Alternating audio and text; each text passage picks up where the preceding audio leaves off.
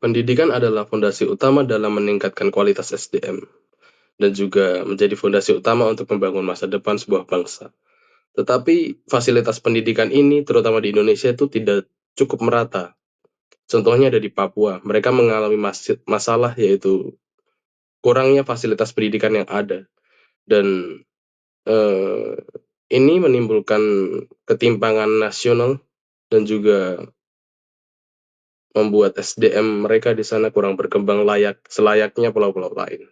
Makanya isu ini menarik untuk dibahas.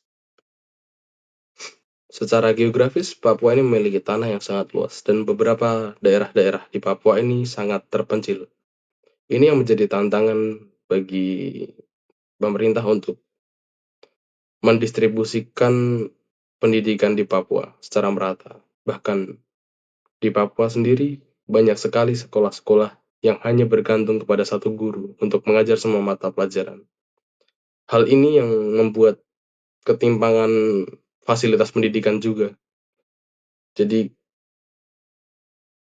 kualitas pendidikan yang ada di Papua dan yang ada di wilayah lain mungkin sangat-sangat berbeda pada saat ini. Banyak sekolah yang ada di Papua ini memiliki banyak cobaan, contohnya mungkin bangunan yang rusak, bahkan mungkin fasilitas yang sudah tidak layak, bahkan beberapa sekolah juga ini hanya memiliki satu guru untuk mengajar beberapa jenjang yang ada di sekolah. Bahkan buku pun mereka kekurangan, bahkan internet tidak ada, listrik tidak ada, laboratorium tidak ada. Aksesnya juga terkadang di beberapa daerah ini sangatlah susah dan berbahaya, yang sehingga membuat anak-anak yang ada di Papua ini susah untuk menghadiri sekolah secara rutin karena halangan-halangan yang banyak. Di sini ada beberapa faktor-faktor utama atau penyebab utama yang membuat Papua ini memiliki fasilitas pendidikan yang masih kurang dibandingkan wilayah Indonesia bagian lain. Yang pertama adalah geografisnya yang ekstrim. Selain Papua ini jauh, banyak daerah-daerah di Papua seperti pegunungan, lembah-lembah, atau mungkin beberapa pulau kecil ini sangat susah digapai dan mungkin menjadi tantangan juga untuk pemerintah karena untuk menuju ke sana ini sangatlah susah. Bahkan terkadang tidak ada jalur untuk mobil, bahkan kendaraan, jadi membuat proses pembangunan dan juga distribusi logistik menjadi susah. Yang kedua, pengelolaan anggaran daerah yang belum optimal. Jadi ini pemerintah sudah memberi anggaran untuk fasilitas pendidikan, cuma dana yang sampai untuk fasilitas pendidikan ini tidak seperti yang diberikan pemerintah. Jadi lebih tepatnya masih ada korupsi. Yang ketiga, banyak guru-guru ini yang enggan untuk ditempatkan di posisi-posisi terpencil yang mungkin diakses susah, tidak ada internet, tidak ada listrik. Jadi itulah kenapa banyak di daerah Papua ini memiliki sekolah yang kurang layak, bahkan gurunya hanya satu. Mungkin karena beberapa orang tidak suka untuk ditaruh ke tempat terpencil. Yang keempat, manajemen pemerintahannya ini kurang stabil dan lemahnya pengawasan. Jadi contohnya yang dana fasilitas pendidikan tadi itu yang sudah diberi dari pemerintah, tapi ketika uang ini sudah diberi tidak sepenuhnya dipakai untuk pendidikan. Nah, ini mungkin karena pemerintahnya juga masih kurang dalam mengawasi bagaimana sistem eh, pembangunan pendidikan di Papua.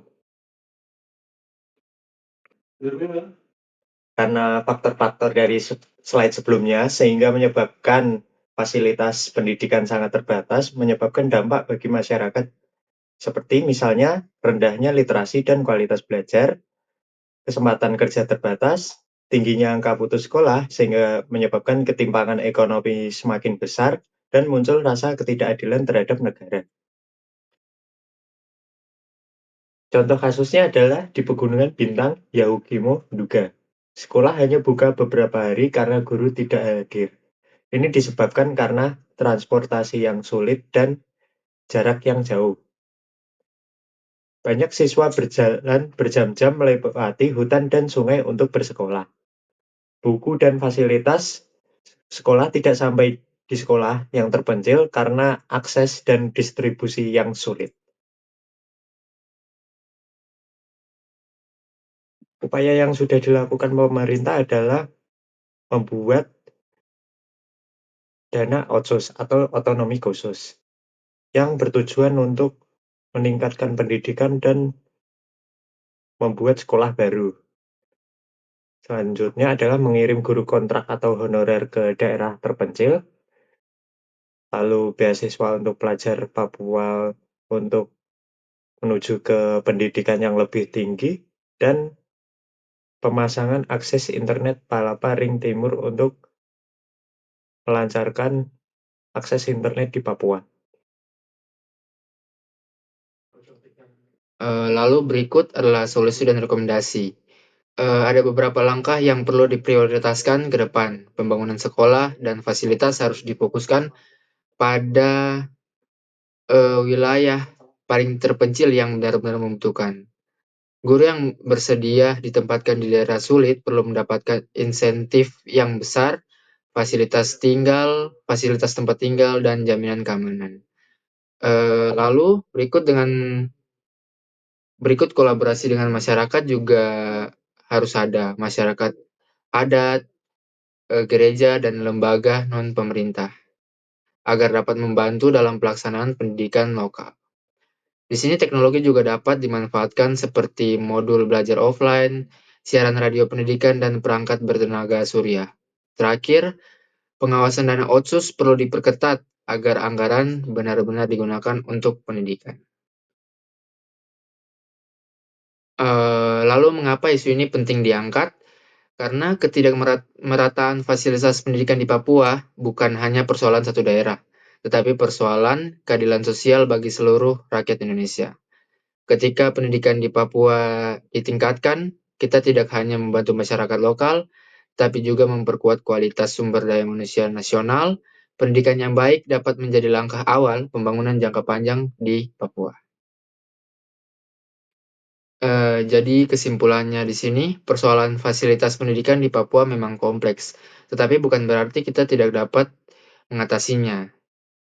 Diperlukan kerjasama pemerintah, masyarakat, dan berbagai pihak lain untuk menghadirkan pendidikan yang merata dan berkualitas. Anak-anak di Papua memiliki hak yang sama untuk meraih masa depan yang lebih baik, sama seperti anak-anak di wilayah lain. Dengan perhatian yang tepat, kita dapat mewujudkan pendidikan yang adil dan merata di seluruh Indonesia. Terima kasih.